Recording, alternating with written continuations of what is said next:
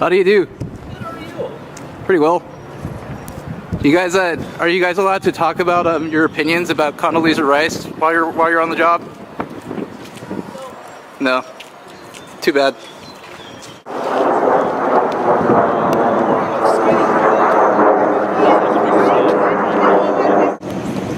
So we got the University of Minnesota police here to make sure everything is okay for Condoleezza Rice's speaking event.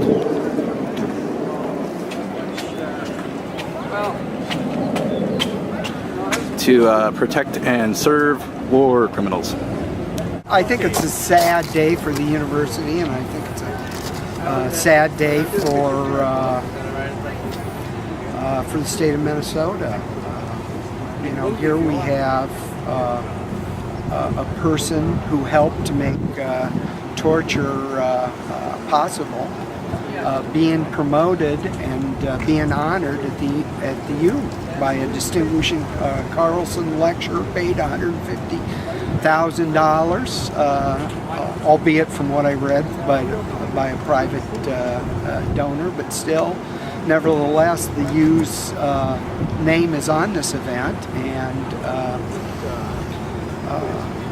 I think that this country's got to come to grips with what it did, and what it did was illegal and against the law. Mm-hmm. And the fact that the Obama's DOJ, as a matter of policy, won't investigate or prosecute torture speaks volumes. They won't look at it because they know we did. Everybody knows we did this. Yeah. And yet we want to turn a blind eye to it. We want to treat people who mistreated people, or whose orders at least led to the mistreatment of people. We want to treat them with honor, and it's sad. Our country signed, President Reagan in the 80s signed the Convention Against Torture, and the Convention Against Torture is even stronger than the Geneva Conventions. It says in that was signed and in fact later ratified by the Senate, which according to the Constitution then becomes the supreme law of the land. Mm-hmm. It said there is positively no excuse for torture, none, zippo. And it's interesting that the torture apologists never bring this treaty up, but it is one that there's no wiggle room in that. You can't say national security. I would suggest to people that view this to go look up the Convention Against Torture, and it's sad because quite honestly we shouldn't even need that. Yeah. To treat people humanely. Yeah. And the fact of the matter is, because of secrecy, we don't even know how many people died in our custody. We don't know how many people were kept at black sites. We don't know how many people were tortured. There was a former Iraqi interrogator that had a op-ed in the Star Tribune recently, and he said that while he was there, they tortured thousands. So thousands. And that was his words, not mine, but it was in his op-ed. So what did we do? Well, the American people don't even know. Mm-hmm. Exactly. They know we tortured, but they don't know any of the details because the government keeps it secret from us.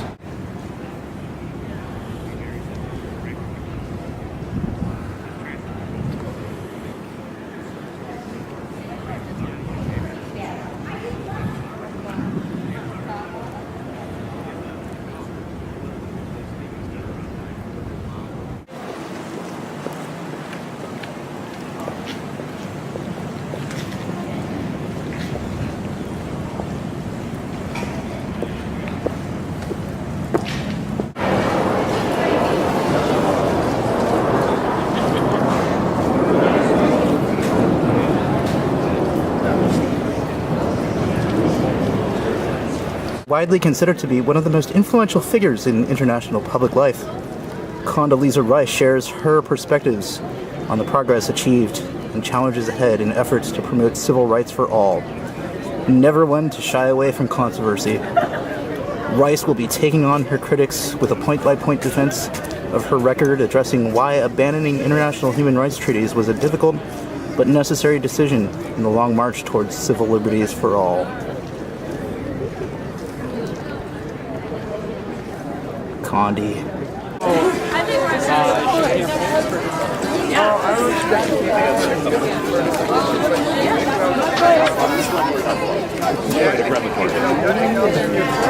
Down by the riverside, down by the riverside, down by the riverside, we'll take back our campus now. Down by the riverside, down by the riverside.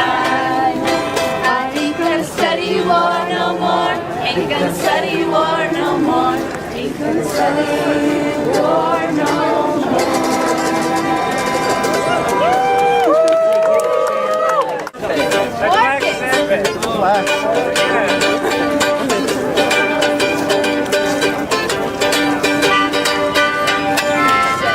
Gathered in their masses, just like witches at black masses. Oh, minds that plot destruction, sorcerers of deconstruction. If the body's burning, as the war machine keeps turning, get the hatred to mankind, poisoning their brainwashed minds. Oh Lord, yeah.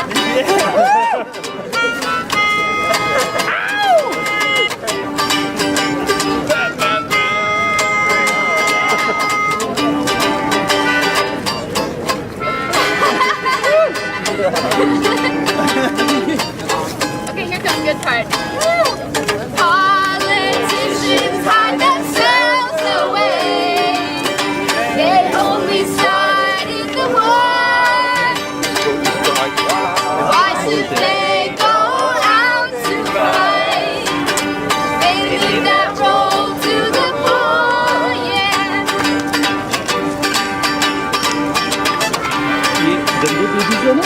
Time on the power lines, making war just for fun, treating people just like pawns in chess. Until the judgment day comes, yeah.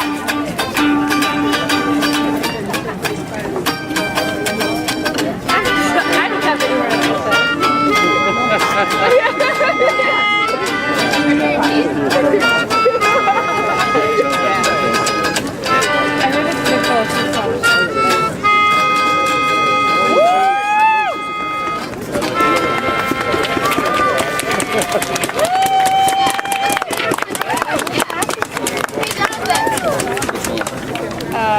fixing to die? Well, come on, all you big strong men. Uncle Sam needs his help again. He's got himself in a terrible jam, way down yonder in the oil lands. So put down your books and grab a gun. We're gonna have a whole lot of fun. And it's 1, 2, 3. What are we fighting for? Don't ask me, I don't give a damn. The next stop is the oil lands. And it's 5, 6, 7. Open up the pearly gates. And there ain't no time to wonder why we're all gonna die.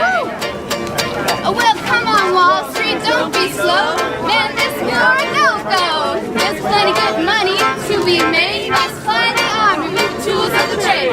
Hope and pray when they attack. All the fighting is in Iraq. Cause it's 1, 2, 3. What are we fighting for? Don't ask me, I don't give a damn. The next stop is the oil lands. And it's 5, 6, 7, open up the pearly gates. Well, there ain't no time to wonder why. We're all gonna die. Oh well, come on, mothers, pick up the slack. Pack up your boys to Iraq.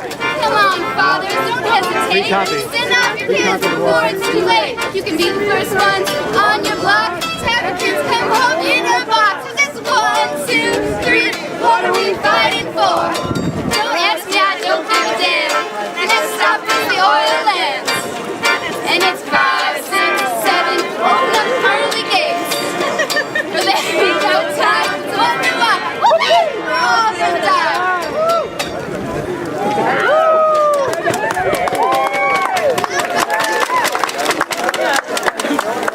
just want to thank you all for coming out on this beautiful day, and let's let Condoleezza know that we're out here. Let's make some noise, right?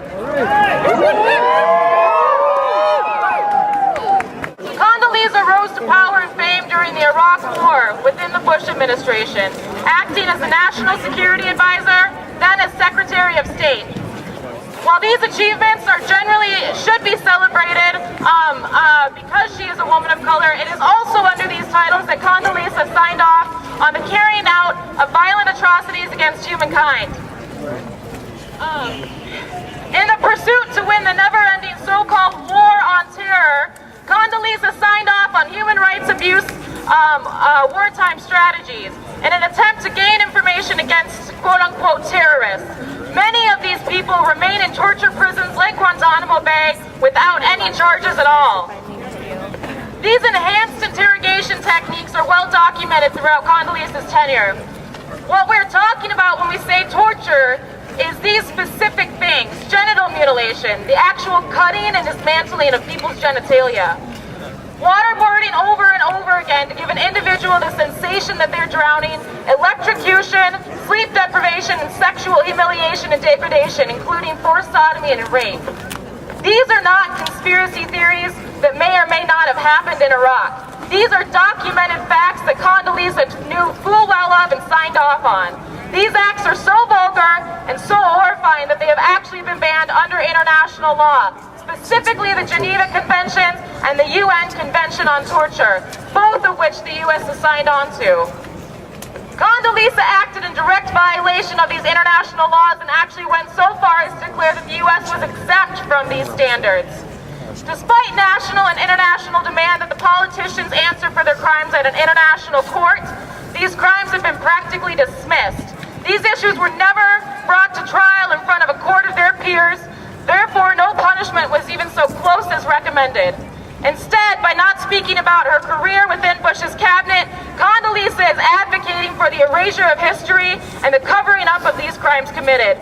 We're here today to say that history should not be erased, demanding justice for those who have suffered at the hands of criminal torture tactics, and telling that on our university,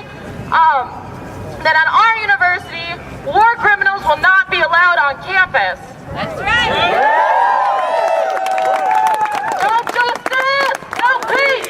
No justice, no peace. No justice, no peace. No justice, no peace. No justice, no peace. No justice, no peace.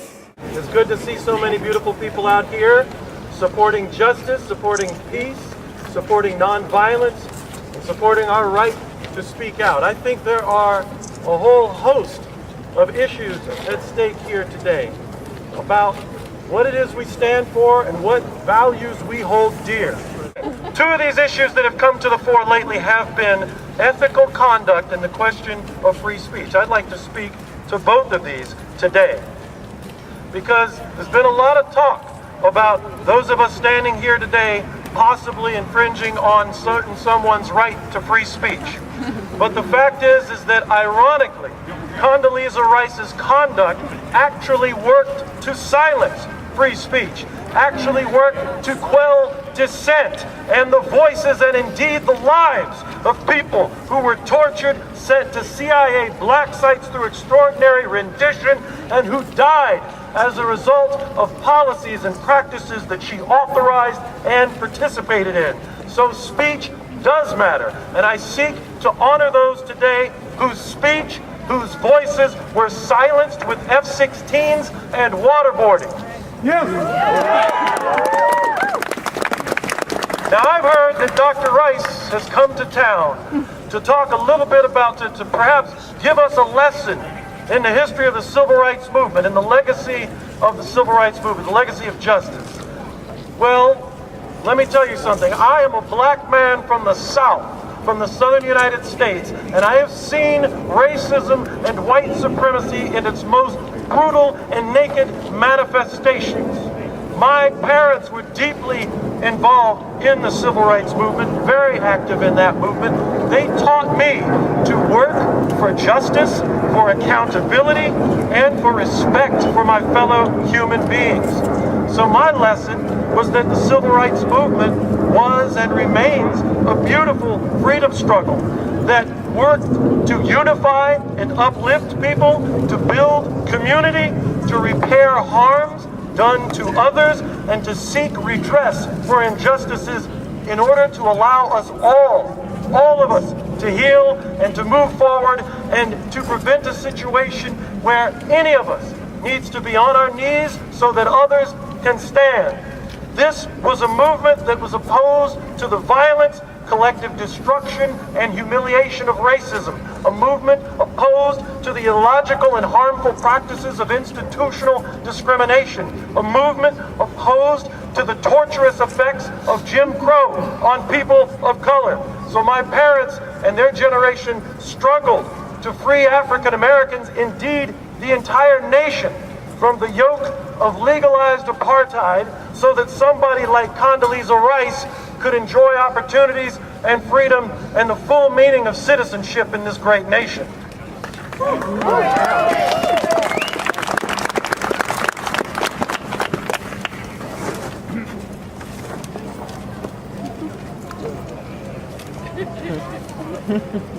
right.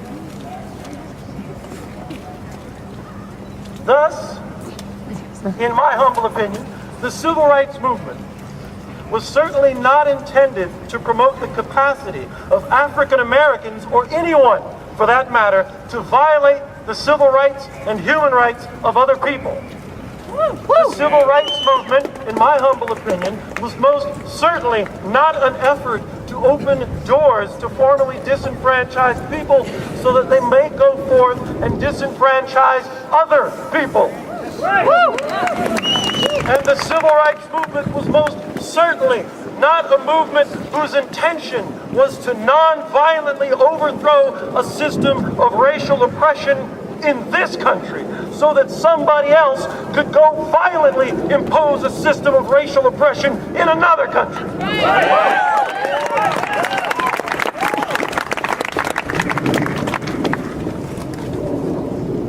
I teach classes on social movements, environmental movement, environmental justice movement. And what I have learned from my research, my studies, my teaching, and from my students is that one of the important legacies of the civil rights movement was that it laid a critical foundation for the environmental movement and for the environmental justice movement.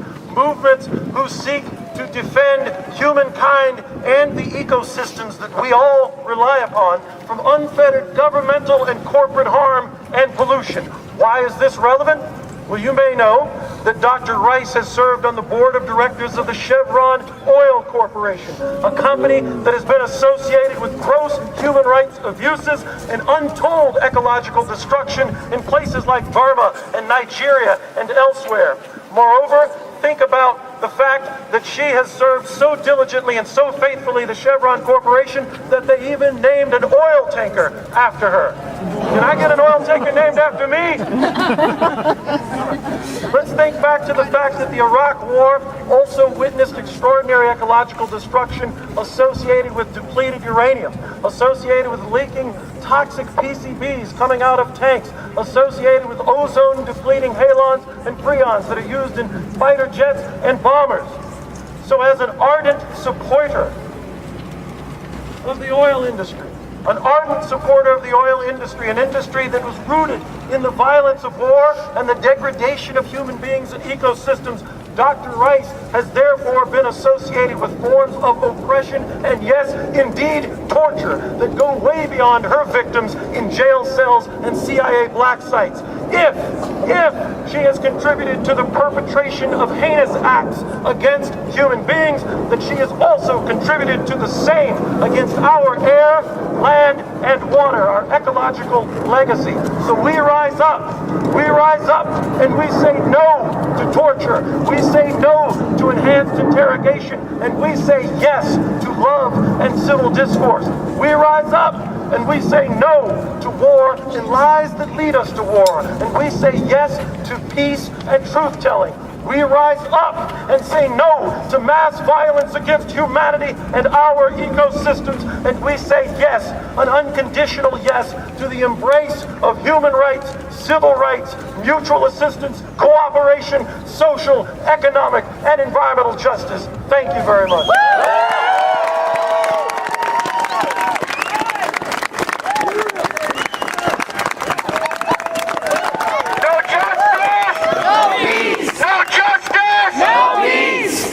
Specifically for the Palestinian people, we advocate for their rights and for their right of self-determination against the apartheid. Our mission right now is not, it didn't begin with just the Palestinians. It doesn't end with the Palestinians. We advocate for all human beings and everyone's rights. We provide an alternative perspective to existing narratives. One of the existing narratives we have on campus is the ability to, I guess, invite Dr. Rice here. And we are telling her, no, we don't want her here.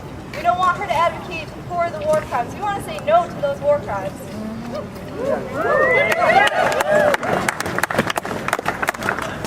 Really, what we should be saying, the cost of freedom, the cost of American freedom, and the cost of American freedom of speech should not be at the cost of the freedom and human rights of others across the world.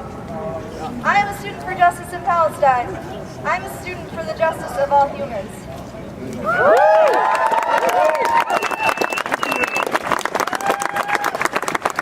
This university is more and more controlled by corporate interests, and this came to light just a year ago as the university was on the front page of the Wall Street Journal in an expose that said the University of Minnesota is the worst university in the country when you compare rising administrative costs, and we talk about administration, Morrill Hall, we talk about deans, we talk about directors, we talk about vice presidents over and over and over again in their salaries. And when you compare the increasing costs for administration to tuition hikes at the university, it is the worst in the country, and that is shameful. As we look up at Morrill Hall, and you can read what part of the mission of the university is. The University of Minnesota, founded in the faith that men are ennobled by understanding, dedicated to the advancement of learning and the search for truth, devoted to the instruction of youth and the welfare of the state. That is no longer what this university is doing.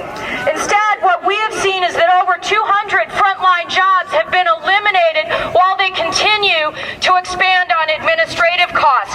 We have seen that the Regents Scholarship, which helps staff be able to get their degrees for working class people to try and get an education, they've made cuts to those scholarships, and yet they can spend $150,000 on one speaker. This is a public university. That is shameful. I want to talk about the issue of seeking truth, and there's been a lot of discussion about freedom of speech. It came from the Carlson Corporation. Is that privately donated? I want to talk about the issue of, priorities for this university. As frontline staff jobs are cut, as tuition goes up, as it's harder and harder for people to get an education and to work here, the university prioritizes paying $150,000. They sought that money for a speaker when they could seek that money for something else. I also want to talk about the issue of seeking truth. To me, the university should be, it's an institution that should be seeking truth, scientific knowledge. It should not be allowing people to lie and cover up their history. And the history of Condoleezza Rice is shameful. Before I worked at the university, I worked around on the issue of El Salvador and Central America and human rights there. I spent 15 years traveling back and forth, spending the night in union offices so that the Salvadoran government would not bomb it because North Americans were there. I spent 15 years traveling to different villages that had been bombed out by the U.S. government with U.S. paid, or by the Salvadoran government with U.S. paid bombs. I traveled to El Mesote, a village that had a massacre of 800,000 people by the Salvadoran government that the U.S. government tried to say never happened. That's right. I traveled to these villages. I traveled and met with these trade unionists. I traveled and talked to the Salvadoran people and said that the policies of the U.S. government are not the policies of the U.S. people. That's right. And that what we are standing for is a unity among working people around the world and not an issue of corporate interests around the world.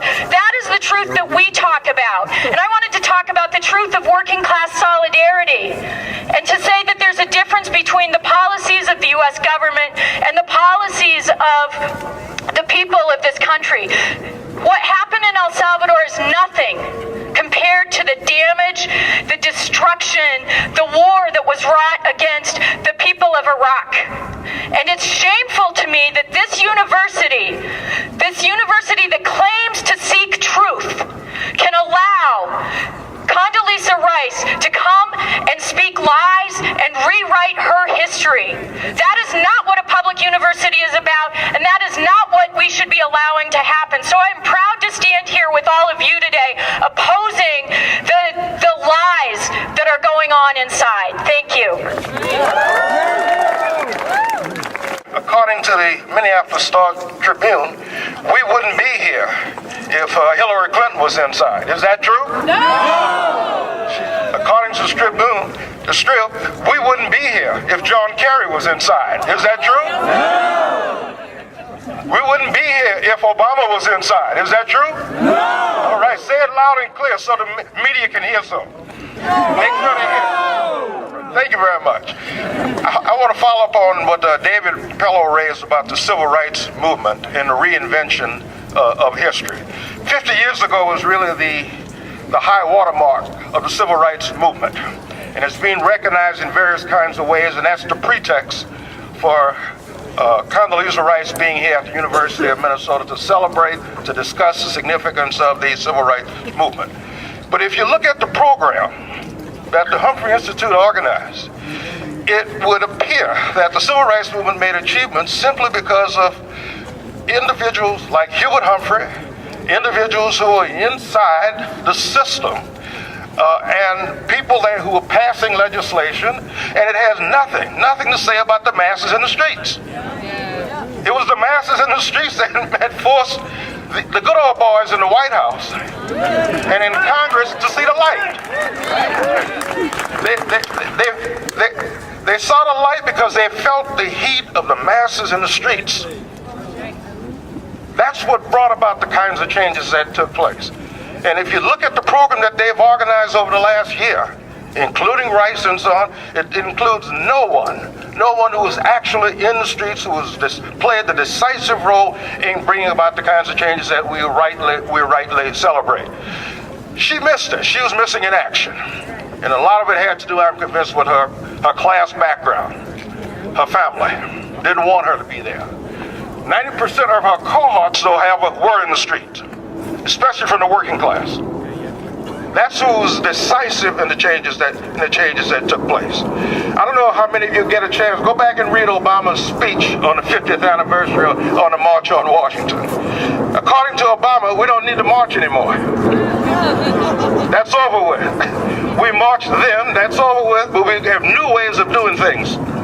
If ever you want to know where the civil rights movement went, there was a famous slogan someone once said, out of the streets into the suites.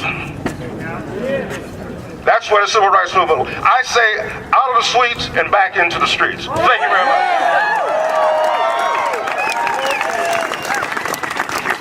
1, 2, 3, 4. We say no to Condi's war. 5, 6, 7, 8. Human rights she violates. 1, 2, 3, 4. We say no to Condi's war. 5, 6, 7, 8. Human rights she violates. The organization Women Against Military Madness is not just women, it's men too, and which brings to mind, and thank you very much SDS for organizing this, and the rest of you too. It was really wonderful we've had a lot of calls to the office telling us that Condoleezza Rice was going to be in town and someone organizing a protest.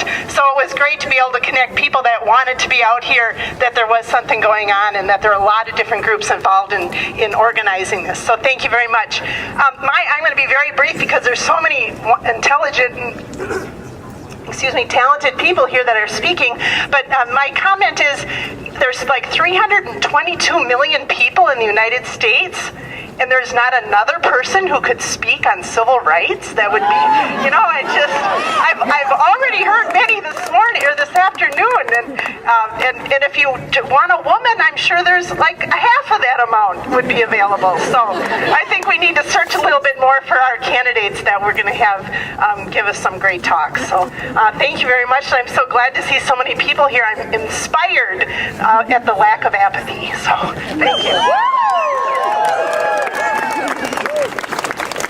Let's give a round of applause for SGS. For a lot of us old timers in the peace and justice movement, it feels really good to see young people in the streets again, like we did back in the day.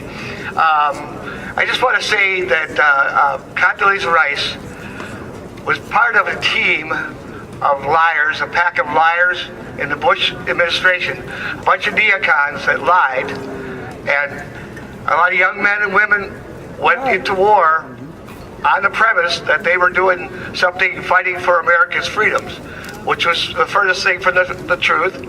And people have died, and hundreds of thousands of civilians, women and children, have died because of her lie. And for the university to legitimize her by giving her a platform and paying her $150,000, $150,000, you could have got Cornell West, you could have got Alice Walker, you could have got a lot of people out here that have told a lot more truth than she ever dreamed of telling. Anyway, Condi lied and people died. Thank you.